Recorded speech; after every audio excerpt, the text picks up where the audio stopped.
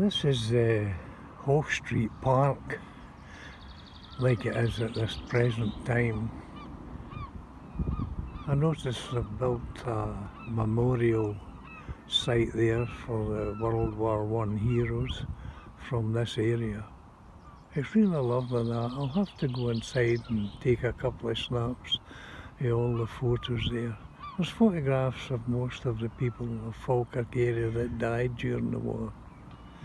And it's nice to see the flags up there, untouched.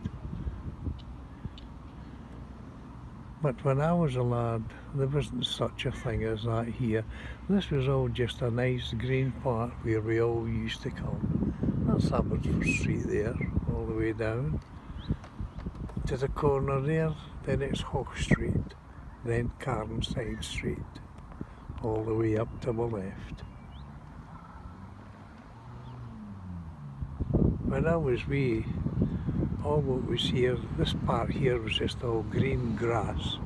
Lovely it was. The council kept this all clear and nice. Round the edges of the park, right round, there was a flower display all the way around, but it was all the different types of rose bushes. That's what I can remember. And every time I come up here, I look at these houses there on Hall Street. Many years ago, there was a person murdered. I won't point the house out, but it was one of those houses down there. Apparently someone murdered there.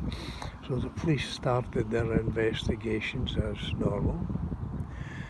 But the CID officer in charge made a very foolish comment in the local press a few days later. And this caused the police in this area quite a lot of headaches for quite a number of years. He'd put in the paper that their investigation into the incident that happened in this house regarding the death of this person. We believe that the people of Bainsford and Langleys are withholding information. They know more than they know, or words to that effect. Well, that was in the Falkirk Herald, if I remember rightly.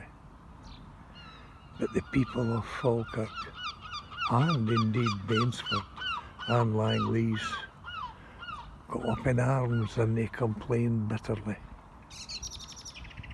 that why a police officer should call the people down here more or less liars and withholding information. I'll never forget that. It so happens that it was a family dispute sort of thing, as far as I understand, and they worked it out.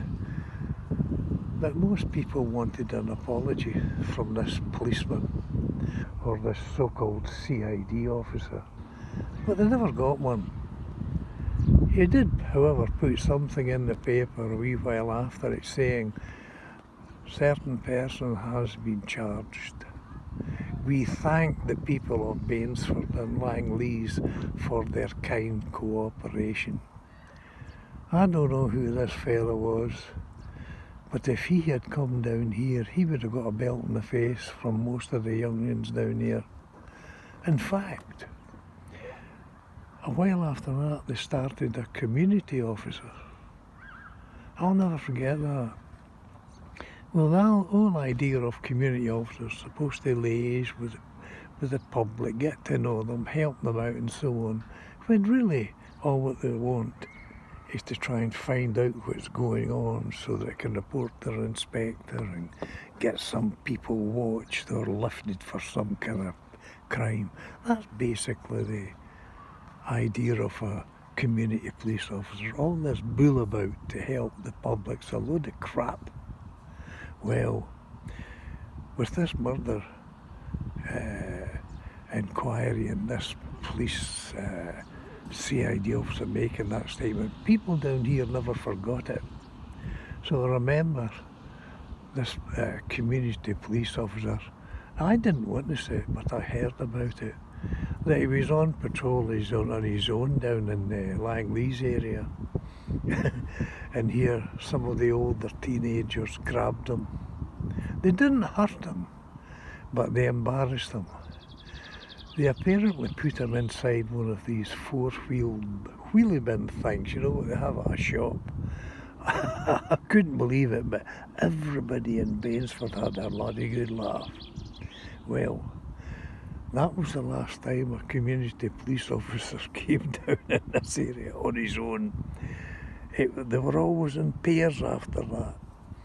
And on some occasions, they used to send a couple of plain-clothes officers down to see if they could catch anybody doing something.